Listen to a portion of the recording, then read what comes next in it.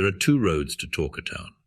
One, the shorter and more direct route, leads across a barren upland moor, and the other, which is much longer, winds its tortuous way in and out among the hummocks and quagmires of the swamps, skirting the low hills to the east. It was a dangerous and tedious trail, so Solomon Kane halted in amazement when a breathless youth from the village he had just left overtook him and implored him for God's sake to take the swamp road. The swamp road? Kane stared at the boy. He was a tall, gaunt man, was Solomon Kane, his darkly pallid face and deep brooding eyes made more sombre by the drab, puritanical garb he affected. "Yes, sir, 'tis far safer," the youngster answered his surprised exclamation. "Then the moor road must be haunted by Satan himself, for your townsman warned me against traversing the other." "Because of the quagmires, sir, that you might not see in the dark. You had better return to the village and continue your journey in the morning, sir." "Taking the swamp road?" "Yes, sir." Kane shrugged his shoulders and shook his head. "The moon rises almost as soon as twilight dies. By its light I can reach Torkortown in a few hours across the moor." "Sir, you had better not. No one ever goes that way. There are no houses at all upon the moor, while in the swamp there is the house of old Ezra, who lives there all alone since his maniac cousin Gideon wandered off and died in the swamp and was never found, and old Ezra, though a miser, would not refuse you lodging should you decide to stop until morning. Since you must go, you had better go the swamp road." Kane eyed the boy piercingly. The lad squirmed and shuffled his feet. "Since this moor road is so dour to wayfarers," said this Puritan, "why did not the villagers tell me the whole tale instead of vague mouthings?" "Men like not to talk of it, sir. We hoped that you would take the swamp road after the men advised you to, but when we watched and saw that you turned not at the forks, they sent me to run after you and beg you to reconsider." "Name of the devil!" exclaimed Kane sharply, the unaccustomed oath showing his irritation. "The swamp road and the moor road, what is it that threatens me, and why should I go miles out of my way and risk the bogs and mires?" "Sir," said the boy, dropping his voice and drawing closer, "we be simple villagers who like not to talk of such things, lest foul fortune befall us. But the moor road is a way accursed, and hath not been traversed by any of the countryside for a year or more. It is death to walk those moors by night, as hath been found by some score of unfortunates. Some foul horror haunts the way and claims men for his victims." "So? And what is this thing like?" "No man knows. None has ever seen it and lived, but late farers have heard terrible laughter far out on the fen, and men have heard the horrid shrieks of its victims. Sir, in God's name return to the village, there pass the night, and tomorrow take the swamp trail to Torkortown." Far back in Kane's gloomy eyes, a scintillant light had begun to glimmer like a witch's torch glinting under fathoms of cold grey ice. His blood quickened. Adventure, the lure of life risk and battle, the thrill of breathtaking touch-and-go drama. Not that Kane recognized his sensations as such. He sincerely considered that he voiced his real feelings when he said, "These things be deeds of some power of evil. The lords of darkness have laid a curse upon the country. A strong man is needed to combat Satan and his might. Therefore I go, who have defied him many a time." "Sir," the boy began, then closed his mouth as he saw the futility of argument. He only added, "The corpses of the victims are bruised and torn, sir." He stood there at the crossroads, sighing regretfully as he watched the tall, rangy figure swinging up the road that led toward the moors.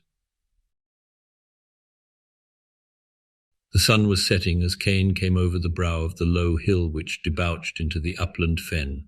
Huge and blood-red it sank down behind the sullen horizon of the moors, seeming to touch the rank grass with fire. So for a moment the watcher seemed to be gazing out across a sea of blood. Then the dark shadows came gliding from the east, the western blaze faded, and Solomon Kane struck out boldly in the gathering darkness. The road was dim from disuse, but was clearly defined. Kane went swiftly but warily, sword and pistols at hand. Stars blinked out, and night winds whispered among the grass like weeping spectres. The moon began to rise, lean and haggard, like a skull among the stars. Then suddenly Kane stopped short. From somewhere in front of him sounded a strange and eerie echo, or something like an echo. Again, this time louder. Kane started forward again. Were his senses deceiving him? No. Far out there pealed a whisper of frightful laughter. And again, closer this time. No human being ever laughed like that. There was no mirth in it, only hatred and horror and soul-destroying terror. Kane halted. He was not afraid, but for the second he was almost unnerved. Then, stabbing through the awesome laughter, came the sound of a scream that was undoubtedly human. Kane started forward, increasing his gait. He cursed the elusive lights and flickering shadows which veiled the moor in the rising moon, and made accurate sight impossible. The laughter continued, growing louder, as did the screams. Then sounded faintly the drum of frantic human feet. Kane broke into a run. Some human was being hunted to his death out there on the fen, and by what manner of horror God alone knew. The sound of the flying feet halted abruptly, and the screaming rose unbearably, mingled with other sounds unnameable and hideous. Evidently the man had been overtaken, and Kane, his flesh crawling, visualized some ghastly fiend of the darkness crouching on the back of its victim, crouching and tearing. Then the noise of a terrible and short struggle came clearly through the abysmal silence of the fen, and the footfalls began again, but stumbling and uneven. The screaming continued, but with a gasping gurgle. The sweat stood cold on Kane's forehead and body. This was heaping horror on horror in an intolerable manner. God, for a moment's clear light. The frightful drama was being enacted within a very short distance of him, to judge by the ease with which the sounds reached him. But this hellish half-light veiled all in shifting shadows, so that the moors appeared a haze of blurred illusions, and stunted trees and bushes seemed like giants. Kane shouted, striving to increase the speed of his advance. The shrieks of the unknown broke into a hideous, shrill squealing. Again there was the sound of a struggle, and then from the shadows of the tall grass a thing came reeling, a thing that had once been a man, a gore-covered, frightful thing that fell at Kane's feet and writhed and grovelled and raised its terrible face to the rising moon, and gibbered and yammered and fell down again and died in its own blood. The moon was up now, and the light was better. Kane bent above the body, which lay stark in its unnameable mutilation, and he shuddered, a rare thing for him who had seen the deeds of the Spanish Inquisition and the witch-finders. Some wayfarer, he supposed. Then, like a hand of ice on his spine, he was aware that he was not alone. He looked up, his cold eyes piercing the shadows whence the dead man had staggered.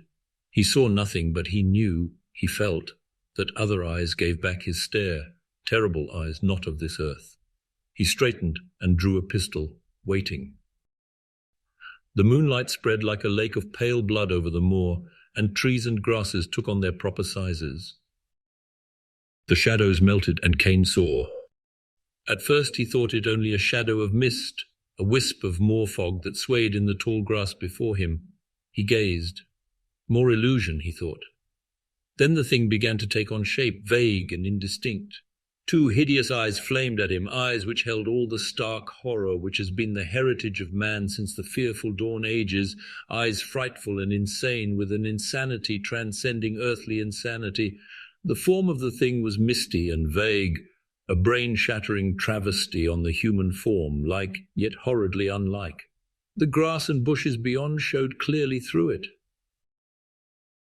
Kane felt the blood pound in his temples, yet he was as cold as ice. How such an unstable being as that which wavered before him could harm a man in a physical way was more than he could understand. Yet the red horror at his feet gave mute testimony that the fiend could act with terrible material effect. Of one thing Kane was sure, there would be no hunting of him across the dreary moors, no screaming and fleeing to be dragged down again and again.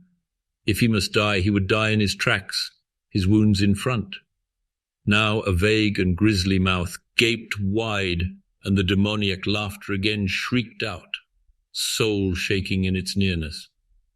And in the midst of that threat of doom, Kane deliberately leveled his long pistol and fired.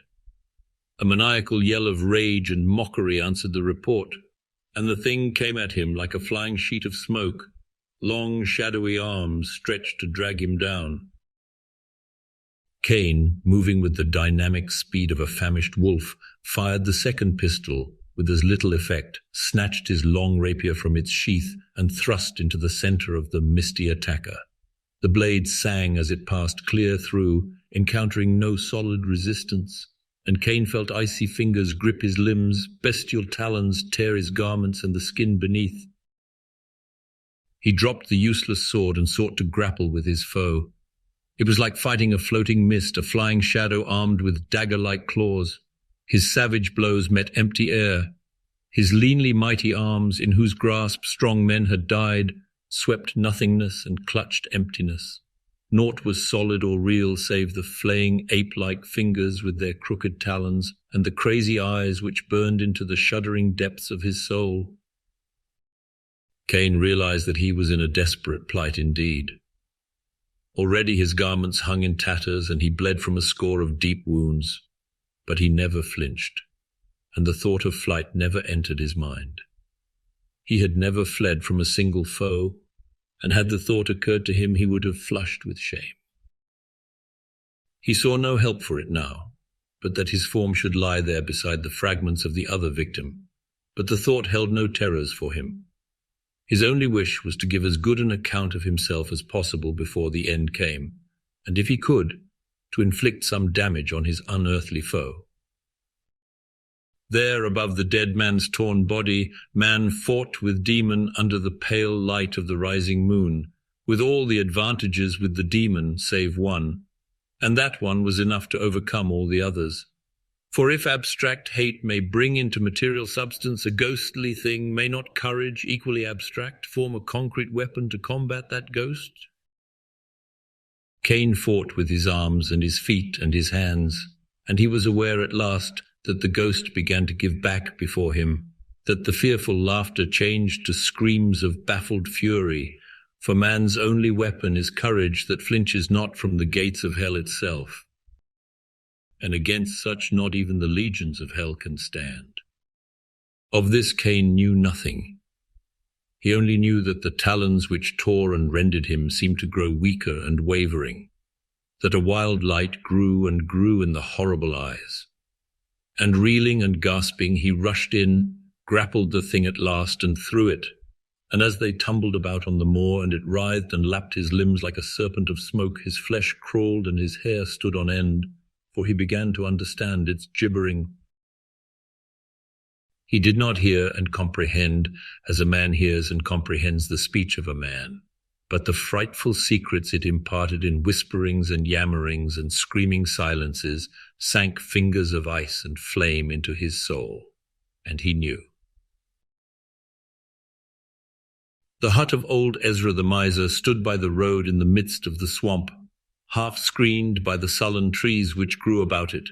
The walls were rotting, the roof crumbling, and great pallid and green fungus monsters clung to it and writhed about the doors and windows as if seeking to peer within. The trees leaned above it and their grey branches intertwined so that it crouched in the semi-darkness like a monstrous dwarf over whose shoulder ogres leer. The road which wound down into the swamp, among rotting stumps and rank hummocks and scummy snake-haunted pools and bogs, crawled past the hut. Many people passed that way these days, but few saw old Ezra, save a glimpse of a yellow face peering through the fungus-screened windows, itself like an ugly fungus. Old Ezra the miser partook much of the quality of the swamp, for he was gnarled and bent and sullen. His fingers were like clutching parasitic plants, and his locks hung like drab moss above eyes trained to the murk of the swamplands. His eyes were like a dead man's, yet hinted of depths abysmal and loathsome, as the dead lakes of the swamplands. These eyes gleamed now at the man who stood in front of his hut. This man was tall and gaunt and dark, his face was haggard and claw-marked, and he was bandaged of arm and leg. Somewhat behind this man stood a number of villagers. "You are Ezra of the Swamp Road." "Aye, and what want ye of me? Where is your cousin Gideon, the maniac youth who abode with you?" "Gideon? He wandered away into the swamp and never came back. No doubt he lost his way and was set upon by wolves, or died in a quagmire, or was struck by an adder." "How long ago?" "Over a year." "Hark ye, Ezra the miser. Soon after your cousin's disappearance, a countryman coming home across the moors was set upon by some unknown fiend and torn to pieces. And thereafter it became death to cross those moors. First men of the countryside, then strangers who wandered over the fen, fell to the clutches of the thing. Many men have died since the first one. Last night I crossed the moors and heard the flight and pursuing of another victim, a stranger who knew not the evil of the moors. Ezra the miser, it was a fearful thing, for the wretch twice broke from the fiend, terribly wounded, and each time the demon caught and dragged him down again. And at last he fell dead at my very feet, done to death in a manner that would freeze the statue of a saint. The villagers moved restlessly and murmured fearfully to each other, and old Ezra's eyes shifted furtively, yet the sombre expression of Solomon Kane never altered, and his condor-like stare seemed to transfix the miser. "Aye, aye," muttered old Ezra hurriedly, a bad thing, yet why do you tell this thing to me?" "Aye, a sad thing. Hearken further, Ezra. The fiend came out of the shadows, and I fought with it, over the body of its victim. Aye, how I overcame it, I know not, for the battle was hard and long, but the powers of good and light were on my side, which are mightier than the powers of hell. At the last I was stronger, and it broke from me and fled, and I followed to no avail. Yet before it fled it whispered to me a monstrous truth." Old Ezra started, stared wildly, seemed to shrink into himself. "Nay, why tell me this?" he muttered. "I returned to the village and told my tale," said Kane, "for I knew that, now I had the power to rid the moors of its curse forever. Ezra, come with us." "Where?" gasped the miser. "To the rotting oak on the moors." Ezra reeled as though struck. He screamed incoherently and turned to flee. On the instant, at Kane's sharp order, 2 brawny villagers sprang forward and seized the miser. They twisted the dagger from his withered hand and pinioned his arms, shuddering as their fingers encountered his clammy flesh. Kane motioned them to follow and, turning, strode up the trail, followed by the villagers, who found their strength taxed to the utmost in their task of bearing their prisoner along. Through the swamp they went and out, taking a little-used trail which led up over the low hills and out on the moors.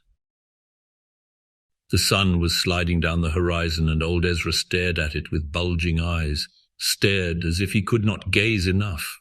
Far out on the moors reared up the great oak tree, like a gibbet, now only a decaying shell. There Solomon Kane halted. Old Ezra writhed in his captor's grasp and made inarticulate noises.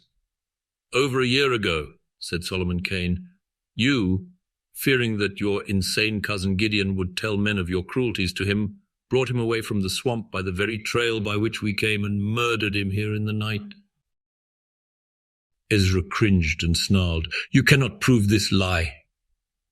Kane spoke a few words to an agile villager. The youth clambered up the rotting bole of the tree and from a crevice high up, dragged something that fell with a clatter at the feet of the miser. Ezra went limp with a terrible shriek. The object was a man's skeleton, the skull cleft. How knew you this? You are Satan," gibbered old Ezra. Kane folded his arms. "The thing I fought last night told me this thing as we reeled in battle, and I followed it to this tree, for the fiend is Gideon's ghost." Ezra shrieked again and fought savagely. "You knew," said Kane somberly, "you knew what thing did these deeds. You feared the ghost of the maniac, and that is why you chose to leave his body on the fen instead of concealing it in the swamp, for you knew the ghost would haunt the place of his death. He was insane in life, and in death he did not know where to find his slayer. else he had come to you in your hut. He hates no man but you, but his mazed spirit cannot tell one man from another, and he slays all, lest he let his killer escape. Yet he will know you, and rest in peace forever after. Hate hath made of his ghost a solid thing that can rend and slay, and though he feared you terribly in life, in death he fears you not. Kane halted. He glanced at the sun. All this I had from Gideon's ghost, in his yammerings and his whisperings and his shrieking silences. Naught but your death will lay that ghost. Ezra listened in breathless silence, and Kane pronounced the words of his doom. A hard thing it is, said Kane somberly, to sentence a man to death in cold blood and in such a manner as I have in mind, but you must die that others may live, and God knoweth you deserve death. You shall not die by noose, bullet, or sword, but at the talons of him you slew, for naught else will satiate him. At these words Ezra's brain shattered, his knees gave way, and he fell grovelling and screaming for death, begging them to burn him at the stake, to flay him alive. Kane's face was set like death, and the villagers, the fear rousing their cruelty, bound the screeching wretch to the oak tree, and one of them bade him make his peace with God. But Ezra made no answer, shrieking in a high, shrill voice with unbearable monotony. Then the villager would have struck the miser across the face, but Kane stayed him. Let him make his peace with Satan, whom he is more like to meet, said the Puritan grimly. The sun is about to set. Loose his cords so that he may work loose by dark, since it is better to meet death free and unshackled than bound like a sacrifice. As they turned to leave him, old Ezra yammered and gibbered unhuman sounds, and then fell silent, staring at the sun with terrible intensity. They walked away across the fen, and Kane flung a last look at the grotesque form bound to the tree, seeming in the uncertain light like a great fungus growing to the bole. And suddenly the miser screamed hideously, "Death, death, there are skulls in the stars." Life was good to him, though he was gnarled and churlish and evil, Kane sighed. Mayhap God has a place for such souls where fire and sacrifice may cleanse them of their dross, as fire cleans the forest of fungus things. Yet my heart is heavy within me. Nay, sir, one of the villagers spoke. You have done but the will of God, and good alone shall come of this night's deed. Nay, answered Kane heavily, I know not, I know not. The sun had gone down, and night spread with amazing swiftness, as if great shadows came rushing down from unknown voids to cloak the world with hurrying darkness. Through the thick night came a weird echo, and the men halted and looked back the way they had come. Nothing could be seen. The moor was an ocean of shadows, and the tall grass about them bent in long waves before the faint wind, breaking the deathly stillness with breathless murmurings. Then, far away, the red disk of the moon rose over the fen, and for an instant a grim silhouette was etched blackly against it. A shape came flying across the face of the moon, a bent, grotesque thing whose feet seemed scarcely to touch the earth, and close behind came a thing like a flying shadow, a nameless, shapeless horror. A moment the racing twain stood out boldly against the moon. Then they merged into one unnameable, formless mass and vanished in the shadows. Far across the fen sounded a single shriek of terrible laughter,